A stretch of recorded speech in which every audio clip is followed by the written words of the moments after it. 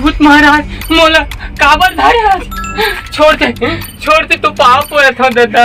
नहीं छोड़ा तो ना ते मोला आज 8 दिन पहले बिरयानी खवाए के काबर नहीं खवा माफ कर दे अब खवाऊं तो मैं ओकरे खातिर फांसी लगा कर खाना खवाबे। अब तो मैं तो मांस की बिरयानी खाऊं।